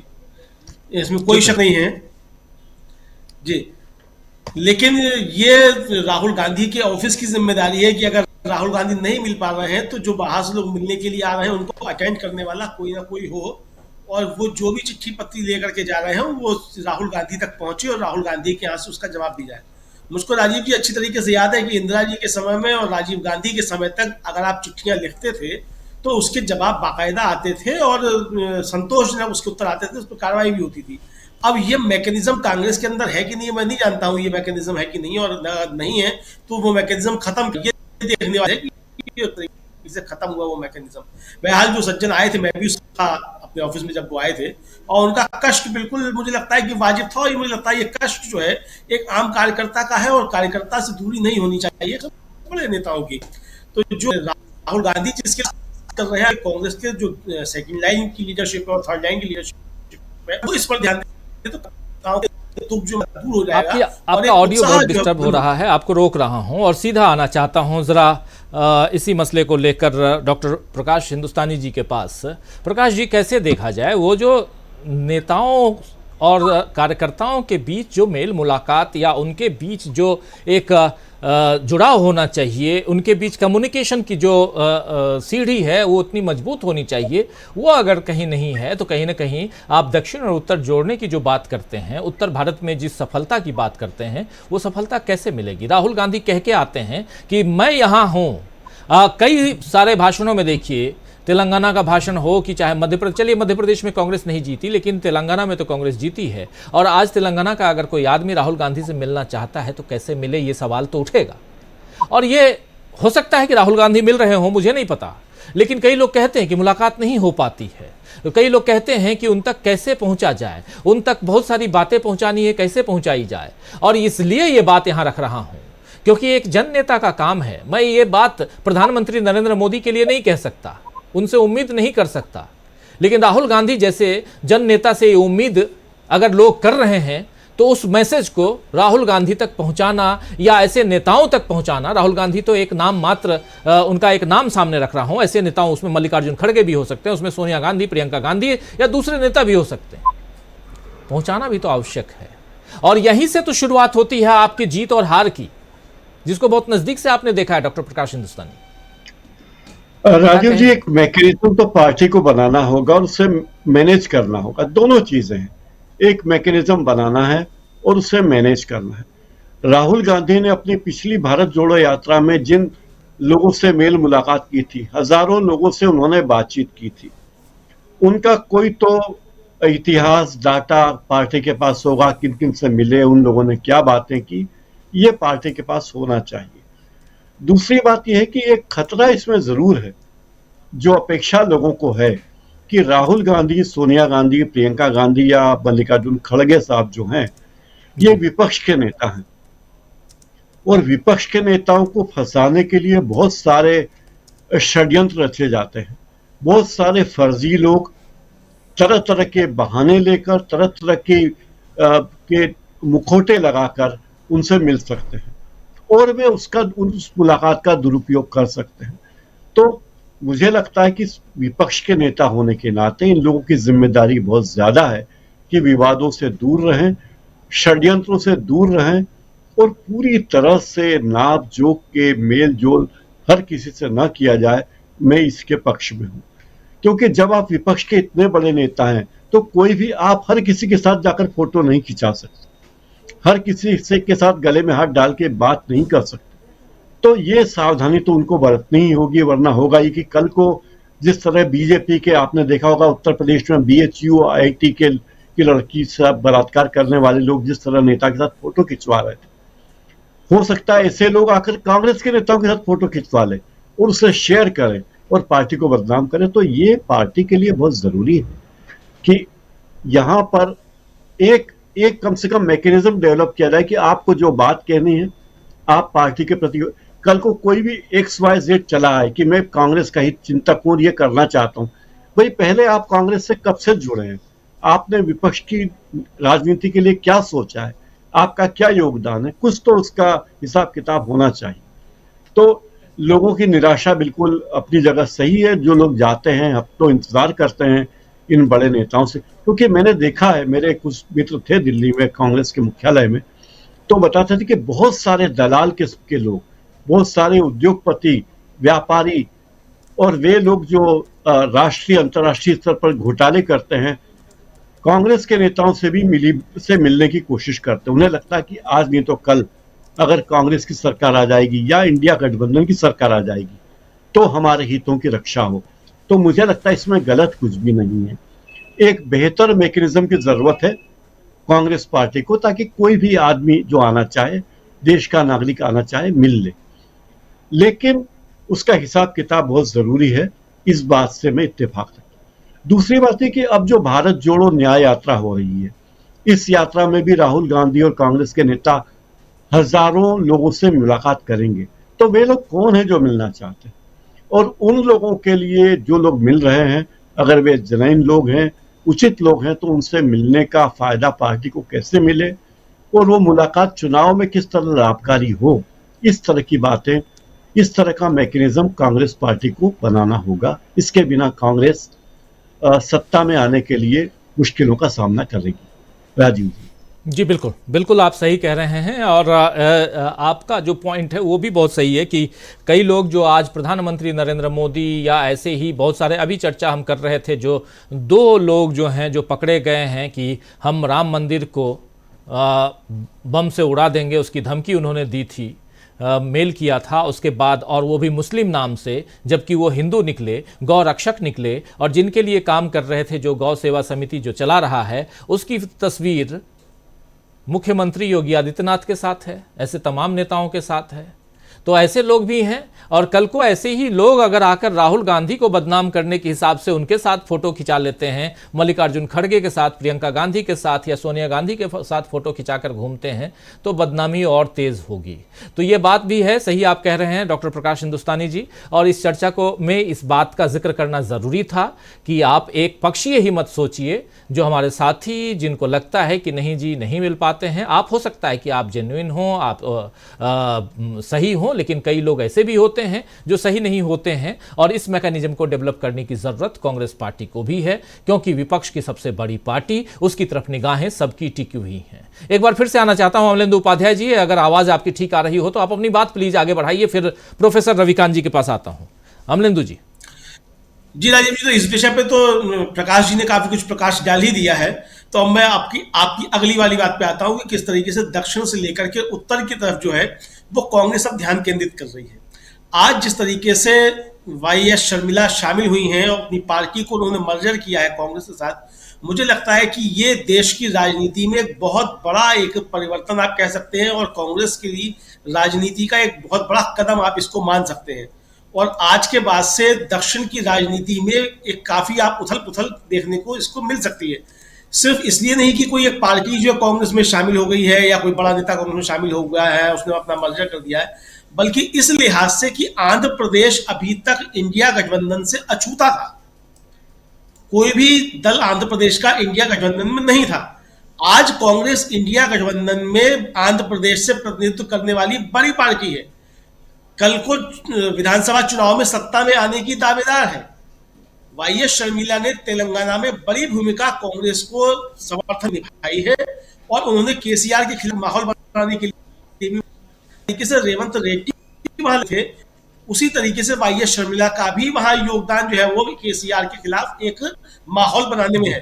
केसीआर के खिलाफ वाईएस शर्मिला ने वहां यात्राएं की, कई बार उनकी गिरफ्तारियां हुई, यहां तक कि वो कार में बैठी हुई थी और कार में बैठे हुए क्रेन से उनको उठा लिया गया, पुलिस ने उनकी गिरफ्तारी की। इस तरीके की सारी चीजें हुई। आंध्र प्रदेश में आज जिस तरीके से जगन मोहन रेड्डी जो है उनकी लोकप्रियता घट रही है, तो ऐसे समय में उसको कैप्चर करने वाला कौन हो? तो ऐसे मुझे लगता है कि वाईएस शर्मिला का कांग्रेस में शामिल होना वहां कांग्रेस को काफी ऊर्जा प्रदान करेगा।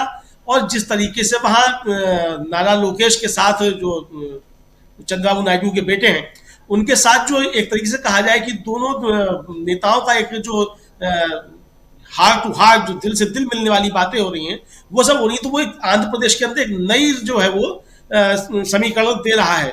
तो वहां से जो 25 सीटें लोकसभा की हैं वो काफी कुछ महत्वपूर्ण है, और मुझे लगता है उन 25 सीटों को ध्यान में रखते हुए कांग्रेस ने ये बड़ा फैसला लिया है और वाईएस शर्मिला को वहां शामिल किया गया है। तो इस तरीके से राजीव जी मुझे लगता है कि दक्षिण भारत से इंडिया गठबंधन 150 से ज्यादा सीटें लेकर के आ रहा है 2024 के लोकसभा चुनाव में। 272 सीट का जो है लक्ष्य है सरकार बनाने के लिए। अगर 150 से ज्यादा सीटें सिर्फ दक्षिण भारत से लेकर के इंडिया गठबंधन आता है, तो उत्तर भारत से 120 से 122 सीटें जो है इंडिया गठबंधन को चाहिए। अब जिस तरीके से ये रूट राजीव जी तैयार किया गया है, जो 100 सीटें के लगभग जिसको कवर करेगी ये भारत जोड़ो न्याय यात्रा, लगभग इनमें से 100 सीटें वो हैं जहां कांग्रेस जो प्रभावशाली रही है, पिछले चुनाव में नंबर 2 रही या कम मार्जिन से हारी, इस तरीके की सीटें हैं।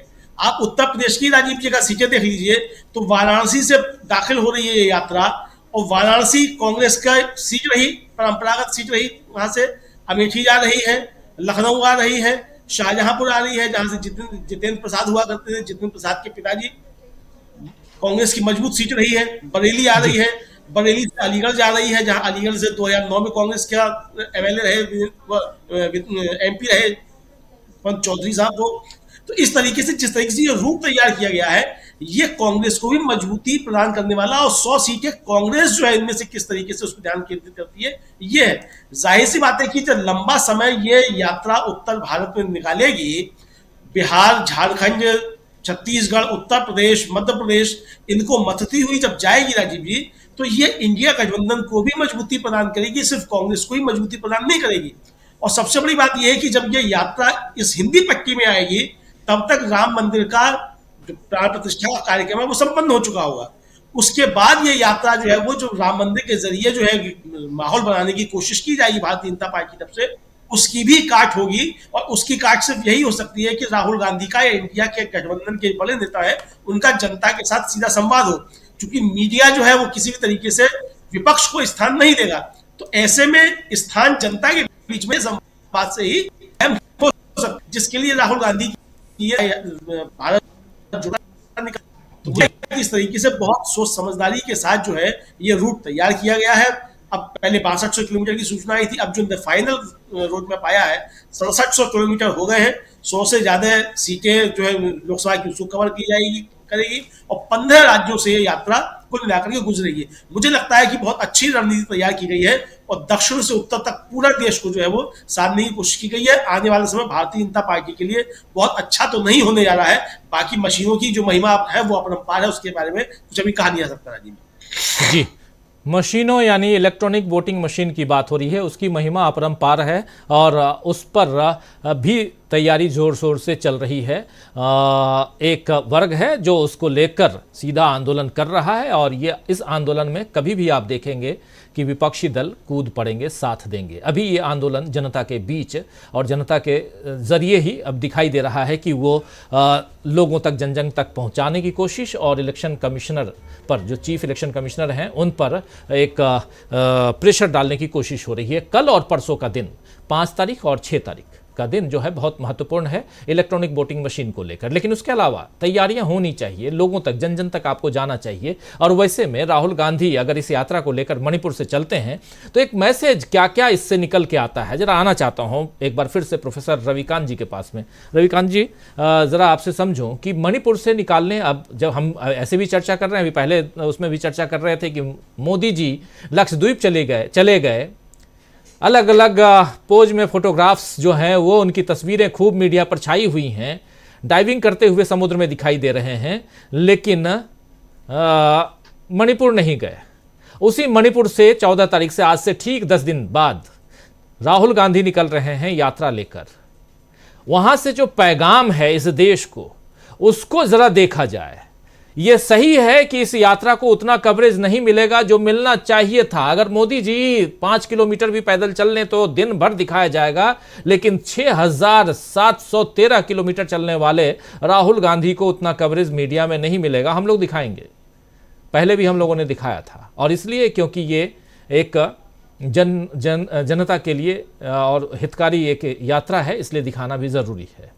लेकिन सबसे बड़ी बात है कि यहां से लेकर मुंबई तक की यात्रा के, जिसका जिक्र यहां कर रहे थे हमारे साथी अमलेंदु उपाध्याय जी, जिसमें चर्चा ये कि कैसे वो हिलाते डुलाते हुए ये यात्रा, यानी कि मथते हुए और उत्तर भारत में अपनी जमीन को मजबूत करते हुए बाहर दिखाई देती है। जरा आपसे समझना चाहता हूं। निश्चित रूप से इस यात्रा का जो असर होने जा रहा है वो जमीन पर बहुत बदलावकारी साबित होगा, क्योंकि इन राज्यों की जो स्थितियां हैं, दक्षिण भारत तो राहुल गांधी पहले जा चुके हैं, और वो उस लंबी यात्रा में आपने वो हुजूम देखा होगा, वो हजारों लोगों के मिलने के दृश्य, उसमें रोहित वेमुला की मां भी उनके साथ चली, उसमें खिलाड़ी भी चले, उस यात्रा में आपको याद होगा किसान भी थे, और राहुल गांधी जगह जगह जा रहे थे, बात कर रहे थे। उसके बाद फिर उन्होंने लोगों से मिलना जारी रखा, चाहे वो हरियाणा गए हों जहां उन्होंने धान रोपे, या वो आनंद विहार स्टेशन पर गए हों जहां कुलियों से बातचीत की, जो IAS एस्पिरेंट हैं उनसे भी उन्होंने मुलाकात की, अभी जो अग्निवीर योजना के एक तरह से पीड़ित हैं उनसे भी उन्होंने मुलाकात की थी। तो राहुल गांधी की वो यात्रा कभी थमी नहीं। अब मणिपुर से और मुंबई तक की जो यात्रा होनी है, भारत जोड़ो न्याय यात्रा, उसमें राहुल गांधी जिन राज्यों से होकर के गुजर रहे हैं, उसमें मैं देख रहा था कि झारखंड, असम और उत्तर प्रदेश, ये 3 राज्य हैं जहां पे ज्यादा दिन तक वो रुकने वाले हैं। और उत्तर प्रदेश में तो जहां अभी कहा जा रहा है कि मंदिर की राजनीति में ही इस बार पूरा नैरेटिव होगा, और भारतीय जनता पार्टी के सामने कोई नहीं। अभी आप देखिए, मैं एक बड़े चैनल का अभी देख रहा था, हेडलाइन जो इस यात्रा के बारे में है कि मोदी से डर करके ये यात्रा की जा रही है। अब सच्चाई ये है कि राहुल गांधी ने अपनी भारत जोड़ो यात्रा से इस देश को जो पैदा किया गया था, लिंचिंग के जरिए, लोगों की खाल खींच करके, लोगों के ऊपर पेशाब करके, मूंछ काट करके जो पूरा नफरत और भय का माहौल पैदा किया था, उसे राहुल गांधी की उस पदयात्रा ने लगभग खत्म कर दिया था। और हालात ये हो गए थे कि मोदी जी को और अमित शाह को, तमाम लोगों को सोचने के लिए मजबूर होना पड़ा कि वो क्या करें। मोदी जी ने भी 1-2 रोड शो किए, वरना वो निकलते कहा, हाँ फोटोग्राफी बहुत अच्छी मोदी जी को आती है। मोदी जी कई बार कहते हैं कि मैं ये नहीं होता तो वो होता, या मैं पहले इन लोगों से भी मिला, उनका भी रिश्तेदार, इनका भी सब कुछ। मुझे लगता है कि मोदी जी यहाँ पॉलिटिक्स में नहीं होते तो बहुत अच्छे फोटोग्राफर होते या बहुत अच्छी एक्टिंग कर रहे होते, नो डाउट। उनका कैरियर तो बहुत अच्छा था ही, वो जहां भी होते वहां शीर्ष पर ही होते, क्योंकि जो उनकी अपनी काबिलियत है, वो चाहे झूठ बोले या कुछ भी करें, लेकिन लोगों को उन्हें भ्रमित करना तो आता है। अब वो दौर गया जहां आप 2 करोड़ रोजगार देने का वादा कर रहे थे, अच्छे दिन की बात कर रहे थे, लोगों ने देख लिया महंगाई खत्म हो जाएगी, महिलाओं पर जो अत्याचार हो रहा है वो मिट जाएगा। और मणिपुर अब तो आपसे जाना हुआ नहीं। महिला पहलवानों के साथ क्या हुआ, वो उसी दिल्ली में जंतर मंतर पर रोटती पीटती रही वो बेटियां, उन्होंने अपने पुरस्कार अभी लौटा दिए, लेकिन मोदी जी से क्या उनसे दोबारा मिला गया? वो आंख नहीं मिला सकते। और यहाँ नारी शक्ति वंदन अधिनियम पारित हो रहा था, हाँ कब होगा ये नहीं पता। खैर, तो जो यात्रा है उस यात्रा में ये तमाम मुद्दे होंगे, ये तमाम सवाल होंगे, और वो सवाल होंगे कि जिनको गायब करने की कोशिश हो रही है कि राम मंदिर का जो पूरा इवेंट होगा, मैं इसको इवेंट ही कह रहा हूं, और कई और जो सन्यासी हैं, जो मठों के महंत हैं, वो भी इस बात को कह रहे हैं कि मोदी जी जो कर रहे हैं वो ठीक नहीं है। हालांकि उन्होंने थोड़ा चेंज किया है, गर्भगृह में कम से कम 5 लोग तो जा रहे हैं, वरना अकेले मोदी जी ही पहुंचते और वो तो राम से भी बड़े हो जाते। उनकी तो ये फितरत है कि उनके सामने फिर कोई लगता नहीं है। लेकिन अभी जो हालात हैं वो मोदी जी को थोड़ा मजबूर भी कर रहे हैं। एक की जगह उन्होंने 5 लोगों को गर्भगृह में पहुंचाया, और जब तक ये यात्रा आएगी उत्तर प्रदेश, तब मोदी जी क्या करेंगे? क्योंकि महाराष्ट्र हो, बिहार हो, बंगाल हो, यहां से मोदी की सीटें कम हो रही है, पंजाब में कोई जगह नहीं है।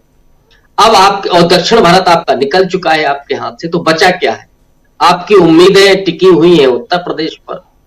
उस उत्तर प्रदेश में जब राहुल गांधी की वो 11 दिन यात्रा होगी और शायद 20 जिलों से होकर के गुजर रही है, तो वहां पर जो माहौल बनेगा वो इंडिया अलायंस के पक्ष में हो सकता है कि तब तक हाथी भी आ जाए आपके इंडिया अलायंस के साथ, और हाथी की सवारी करते हुए आपको समाजवादी पार्टी, कांग्रेस, ये सारे लोग दिखाई पड़े। और फिर जब हाथी चलता है, वो रवि वर्मा का आपने एक चित्र देखा होगा कि जिसके सूंड में कमल है और वो कहीं जाकर के डंप कर दे। ये हो सकता है आने वाले वक्त में कि आपको वही दृश्य दिखाई दे, और लोकसभा चुनाव तक पहुंचते पहुंचते जो मोदी जी सोच रहे हैं वो सोच और वो सपना ध्वस्त हो जाए और उत्तर प्रदेश ही उनके लिए वाटरलू साबित हो। ये भी हो सकता है। जी, उत्तर प्रदेश से ही दिल्ली का रास्ता बनता है, शुरुआत में कह भी रहा था। और उत्तर प्रदेश में सबसे ज़्यादा दिनों तक, सबसे ज़्यादा जो कहें तो लंबी यात्रा होगी, 1000 से ज़्यादा किलोमीटर, लगभग 1100 किलोमीटर की यात्रा, 20 ज़िले इसमें कवर किए जाएंगे। और उन ज़िलों पर निगाहें टिकी हुई हैं जहां कहीं ना कहीं कांग्रेस मजबूती के साथ फाइट करती आई है। और उसके अलावा आप जान रहे हैं, जैसा कह रहे हैं प्रोफेसर रविकांत जी, कि हो सकता है कि मायावती जी भी इस यात्रा के दौरान ही आ जाएं, तो फिर मजबूती और बढ़ सकती है। डॉक्टर प्रशांत टंडन जी, आपके पास आना चाहता हूं। एक बात बार बार ये भी कही जा रही है कि इस यात्रा के दौरान अगर चुनाव की घोषणा हो जाती है तो क्या होगा। कोई पूछ रहा था, मेरे से ही भी पूछ रहे थे, कुछ एक साथी लिख भी रहे हैं कि यात्रा के दौरान अगर चुनाव की घोषणा हो जाए तो क्या होगा। क्या जवाब देंगे आप? चुनाव राजीव जी भारत में ही होने, और उन्हीं हिस्सों में चुनाव होने हैं जिन हिस्सों में यात्रा है। तो ये यात्रा तो चुनाव के हिसाब से ही बनी हुई है, और चुनाव होंगे भी, अगर जल्दी भी होंगे, समय से पहले भी होंगे, तो भी यात्रा के दौरान ही होंगे। तो यात्रा कोई चीन जापान में तो हो नहीं रही है, भारत में ही हो रही है, और उन इलाकों में हो रही जहाँ पे कांग्रेस को मजबूती दिखानी है। तो मुझे लगता है कि ये सवाल की मतलब ये शंका कि चुनाव हो जाएंगे तो क्या होगा, ये चुनाव के लिए ही हो रही यात्रा। इसीलिए मैंने शुरू में जिक्र किया था राजीव जी कि कांग्रेस पार्टी इंडिया गठबंधन को एक समन्वय बैठाना है कि कैसे यात्रा 3 दिशाओं में काम करे, कि इंडिया गठबंधन की एक्टिविटी का कैसे सामंजस्य हो इस यात्रा के साथ, इंडिया गठबंधन की इस यात्रा के बावजूद जो एक्टिविटीज चलती रहें, और कांग्रेस पार्टी की अपनी जो चुनावी मशीनरी है या चुनावी तैयारियां हैं वो चलती रहें। तो ये 3 दिशाओं में कांग्रेस इसमें काम करेगी तो बीजेपी के लिए थोड़ा मुश्किल होगी। एक बात। दूसरी बात की जो बात चर्चा हुई शर्मिला की बात, देखिए शर्मिला भी पदयात्री है, वो पुरानी, और उनके नाम तो रिकॉर्ड भी है 3800 किलोमीटर की पदयात्रा का जी। और जब तेलंगाना नहीं बना था तब से वो यात्रा करती रही हैं, और यात्रा करके ही उन्होंने अपनी पार्टी को, अपने भाई की पार्टी को एस्टैब्लिश किया था। तो शर्मिला का आना एक बड़ा स्ट्रेटेजिक मूव कांग्रेस, और मुझे लगता है कि वो आंध्र प्रदेश में जो कमी रह गई थी वो शर्मिला के आने से, और मुझे लगता है कि वो आंध्र प्रदेश में जो कमी रह गई थी वो शर्मिला के आने से वो पूरी होगी। और जो दक्षिण भारत का जो परिक्रमा है कांग्रेस की, यानी जो किलेबंदी है, उसमें एक राग छूटा हुआ था आंध्र प्रदेश, वो कंप्लीट हो जाता है, और यहाँ से बीजेपी बड़ी साफ है। तो जो बीजेपी को घेरने की तैयारी है कि तो दक्षिण भारत में किलेबंदी का पूरा होना आज, और दूसरा कि उत्तर भारत में किस तरीके से यात्रा जो है कितनी सीटें कम करा सकती है बीजेपी की। मैं इस बात की चर्चा पहले कर चुका हूं कि कांग्रेस को या इंडिया गठबंधन को गैर हिंदी भाषी क्षेत्र में 50 से 55 सीटें ही कम करानी है। बाकी उनका कंसंट्रेशन अगर यूपी में या हिंदी पट्टी में होगा कुछ ही सीटों का, तो वो आराम से सत्ता से बाहर कर सकते हैं बीजेपी को। राजीव जी जी बिल्कुल बिल्कुल सही कह रहे हैं आप, और सब कुछ उत्तर भारत पे डिपेंड करता है। एक क्लोजिंग कमेंट चाहूँगा डॉक्टर दीपक पाचपोर जी आपसे कि कैसे आप देखते हैं अगर इस यात्रा में, और जितनी उम्मीदें हैं 100 सीटें जिससे होकर तो यात्रा गुजरेगी ही, लेकिन 357 सीटें इन तमाम 15 राज्यों से में हैं। 357 कम नहीं होता, 60-65% सीटें तो इधर से ही हैं, और इन सीटों पर से यात्रा, अगर इन राज्यों से यात्रा निकलती है तो कहीं ना कहीं हलचल तो होगी, और हलचल अगर होगी, दूसरी बात इसका जिक्र कर दिया प्रशांत टंडन जी ने, बता ही दिए कि यात्रा चुनाव के कारण, चुनाव के लिए ही है, आर्थिक न्यायिक, आर्थिक राजनीतिक यात्रा है और सामाजिक यात्रा है, उसमें राजनीति भी जुड़ा हुआ है। तो राजनीतिक यात्रा में राजनीति की बात नहीं होगी तो किसकी बात होगी। लोकसभा चुनाव की घोषणा अगर हो भी जाती है तो कोई बात नहीं, जिस दिन घोषणा होगी उसके बाद से यात्रा का ब्यौरा चुनाव आयोग को कांग्रेस पार्टी या उसके गठबंधन के लोग जहां खर्चा होगा वो खर्चे दे देंगे, लेकिन यात्रा जारी रहेगी, ये तो तय मानिए। 14 तारीख से लेकर 20 मार्च तक ये यात्रा 66-67 दिनों की है, और इसमें 6713 किलोमीटर की यात्रा होगी, लंबी यात्रा होगी, लगभग डबल यात्रा। कितनी मजबूती यहां से पाते हुए देखते हैं? Closing comment. देखिए, चुनाव की घोषणा हो या ना हो भारतीय जनता पार्टी की सरकार की ओर से या निर्वाचन आयोग की ओर से, जो भी है, लेकिन असली बात तो है कि जिस दिन पहला कदम बढ़ाएंगे राहुल गांधी, आप ये मान के चलिए कि एक तरह से इंडिया गठबंधन की ओर से चुनाव का प्रचार शुरू हो गया है। चाहे इसे वो न्याय यात्रा कहे, लेकिन जैसा हम सब समझ रहे हैं कि एक तरह से ये लोकसभा चुनाव की ओर जाती हुई ही यात्रा है ये, जिसमें मुख्य रूप से इनका घोषणा पत्र भी अपने आप तैयार होगा तीनों क्षेत्रों में, राजनीतिक न्याय, सामाजिक न्याय और आर्थिक न्याय। अगर आप किसी भी पार्टी का घोषणा पत्र देखें तो उनमें यही चीजें तो रहती है कि किस प्रकार से आप जनता को ये 3 प्रकार के न्याय किस प्रकार से दे सकते हैं। तो मुझे ऐसा लगता है कि राहुल गांधी की यात्रा जो है उसके साथ ही चुनाव का ऐलान जो है, चुनाव का आधिकारिक ऐलान जब भी हो, गठबंधन की गठबंधन का जो चुनावी एजेंडा है वो शुरू हो जाएगा। 3 स्तर पर मुझे ऐसा लगता है कि काम करेगी यात्रा। पर सबसे पहले कांग्रेस बहुत मजबूत होगी और नेतृत्व जो रहेगा उसको साथ में लेके चलेगी। दूसरा, गठबंधन को मजबूत करती जाएगी जैसे जैसे आगे बढ़ती जाएगी। और अंतिम बात जो है कि वो उनका जो विमर्श है जिसके बीच जो है भारत जोड़ो यात्रा के पहली भारत जोड़ो यात्रा में पड़ गए थे, वही मुझे ऐसा लगता है कि वही घोषणा पत्र जो है पूरा एक तरह से रूप ले लेगा और उसके अधिकृत घोषणा जब चाहे तब हो। लेकिन कुल जमा यह है कि कांग्रेस का घोषणा पत्र भी शुरू हो जाएगा, गठबंधन भी मजबूत होगा और कांग्रेस अपने आप में मजबूत होती जाएगी। तो मान के चलिए कि इनकी राजनीतिक यात्रा लोकसभा चुनाव की ओर जो है वो बढ़ चुकी रहेगी, ऐसा मुझे लगता है। बिल्कुल सही आप कह रहे हैं, राजनीतिक यात्रा आगे भी बढ़ेगी और बहुत सारे सवाल हैं, उन सवालों का जवाब भी आने वाले समय में हम और आप देते रहेंगे, वो सारी बातें आती रहेंगी।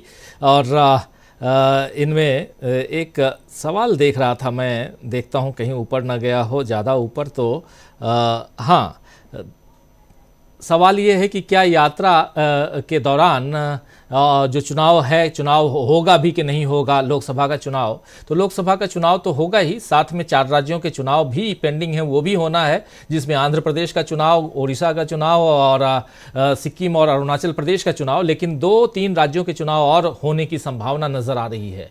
सब कुछ डिपेंड करता है राम मंदिर से कितनी हवा बना पाती है बीजेपी। अगर अच्छी हवा बना पाई तो कश्मीर में भी चुनाव इसी वक्त करवाएगी बीजेपी, इसी लोकसभा चुनाव के साथ साथ, और महाराष्ट्र में भी इसी लोकसभा के साथ साथ चुनाव करवा सकती है बीजेपी। 2 राज्य और भी हैं, जिसमें एक राज्य हरियाणा है और दूसरा राज्य झारखंड है।